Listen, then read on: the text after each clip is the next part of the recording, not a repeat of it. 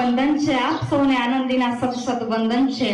અહીંયા ઉપસ્થિત મંચસ્થ મહાનુભાવો, પરમ શ્રદ્ધેય ગુરુજનો તથા વહાલા વિદ્યાર્થીઓ, ભાઈઓ અને બહેનો, કળીને ખીલવવી કે ના ખીલવવી એ ફૂલનો વિષય છે. સૂર્યને પ્રકાશ આપવો કે ના આપવો એ સૂર્યનો વિષય છે. અને આજનો યુવાન કયા માર્ગે એ મારા આજના વક્તવ્યનો વિષય છે. તો આપ સૌએ શાંતિથી સાંભળવા મારી નમ્ર વિનંતી.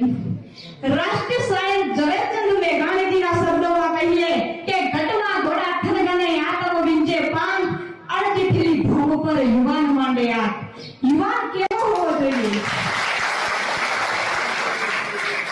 જેને સમગ્ર વિશ્વ એક પડકારરૂપ હોય, તે જે કામ હાથમાં લે તે પૂરું કરીને જંપે એવો એનો ઉત્સાહ હોય.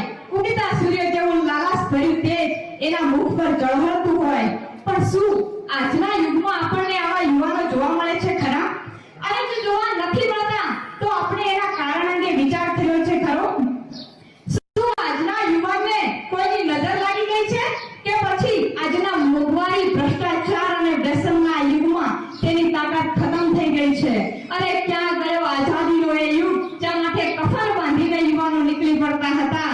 આ કહેતા મને એક પંક્તિ યાદ આવે છે કે મને એ જ સમજાતું નથી આવું શાને થાય છે. ફૂલડા બધા ડૂબી જાય અને પથરા કરી જાય છે. પણ મિત્રો, ફક્ત યુવાનોનો ભાગ કાઢીએ એ પણ યોગ્ય નથી. કારણ કે આજના ફોન, ફેશન અને ફિયાટના જમાનામાં યુવાન ડગલે પગલે ભાગી પડે છે. ઈચ્છા અનુસારના અભ્યાસ ક્ષેત્રમાં સ્થાન ન મળવું, સ્વનિર્ભર સંસ્થાઓના કારણે ગરીબ વિદ્યાર્થીઓ ઈચ્છા અનુસારના અભ્યાસ ક્ષેત્રમાં જઈ નથી શકતા. આજે અભ્યાસ પૂર્ણ હોવા છતાં પણ બેરોજગારીનો ભોગ બનવું પડે છે. આવા અનેક પડકારોનો સામનો આજના યુવાનો કરી રહ્યા છે. હૈયામાં કંઈક કરી શકવાની તમન્ના હોય, પણ જ્યાં પેટનો ખાડો પૂરો કરવા મહેનત કરવી પડે ને, ત્યારે યુવાન બિચારો શું કરી શકવાનો? કહેવાય છે ને કે યુવાને સંયમના શણગાર અને વિવેકરૂપી વૈભવથી શોભે છે. પણ મિત્રો, કેટલીક બાબતોમાં યુવાનોનો પણ વાંક જોવા મળે છે કે જે યુવાનોને બધી સુખ સગવડ પૂરતા પ્રમાણમાં મળી રહે છે તેઓ ધ્યાન દઈને ભણતા નથી. અને કોલેજ કાળ એટલે તો યુવાનની જિંદગીનો સુવર્ણકાળ હોય છે. પણ આ સમયે કેટલાક યુવાનો અન્ય યુવાનોને પણ ગેરમાર્ગે દોરે છે. આજનો યુવાન નકલ કરવામાં વધુ પ્રેરાય. આપણા વડીલો કહેતા કે નકલમાં અકલ ના હોય તે સત્ય ઠરે છે. શહેર આજે અખાડામાં જઈને શરીર સોફ્ટ કરવાને બદલે પાનના ગળે બેસીને શરીર બગાડનારા યુવાનો વધી ગયા છે.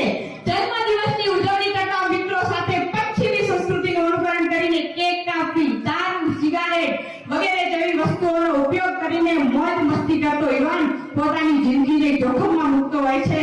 ખરેખર આજે આવી કેટલીય કલંકિત બાબતોને આજની યુવા પેઢીએ આવકારી છે. મિત્રો, કામ કરો એસા કી પહેચાન બન જાય, હર કદમ ચલો એસા કી નિશાન બન જાય. અરે जिंदगी तो सब कर लेते हैं मेरे दोस्त, लेकिन जिंदगी जियो ऐसे की एक मिसाल बन जाए. અને જો આજના યુવાનને પૂછવામાં આવે કે તારું ધ્યેય શું છે તો તે શું કહેશે? તો તે કહેશે કે મોભાદાર નોકરી મળી જાય, પૈસાદાર ઘરે લગ્ન થઈ જાય, એક ગાડી હોય, બંગલો હોય અને પાર્ટી શર્ટ કરે એવા મિત્રો હોય. લો, આ છે આજના યુવાનો ધ્યેય. અરે કોઈ પણ એવું કહેનારું મળશે કે મારે સારા કવિ, લેખક, નાટ્યકાર, સ્પષ્ટ વક્તા કે અધિકારી થવું છે. પણ આવું કહેનારા કેટલા? માંડ પેટે 5%.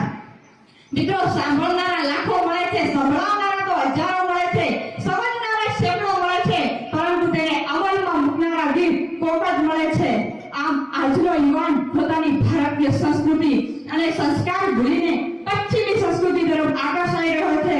અને આજના યુવાનને જે માતા પિતા પ્રેમથી પાલન પોષણ કરે છે, જેમનો ઉછેર કરે છે, અને એ મા બાપને વૃદ્ધાશ્રમમાં મોકલવા જતા આજની યુવા પેઢી જરા પણ સંકોચ અનુભવતી નથી. શું આ છે 21મી સદીની નવી પેઢી? શું આ છે ભારતનો ઘડવૈયો? તો ભારતમાં આવા યુવાનો હશે તો પછી ક્યાંથી ભારત દેશ એક વિકાસશીલ દેશમાંથી વિકસિત દેશ બની શકશે? પણ કહેવત છે ને કે જે વસંતમાં નથી ખીલાય પાનખરમાં શું ખીલવાના? જે પોતાના મા બાપના જ ના થયા હોય એ દેશના શું થવાના? અને મિત્રો, આજના યુવાનને સુધારનારું જો કોઈ તત્વ હોય તો તેની માતા છે, અને બગાડનારું પણ જો કોઈ તત્વ હોય તો તેની માતા છે. અને એટલે જ કહેવાય છે કે એક માતા 100 શિક્ષકોની ગરજ સારે છે. અને સાહેબ, જો ભારતની માતાઓ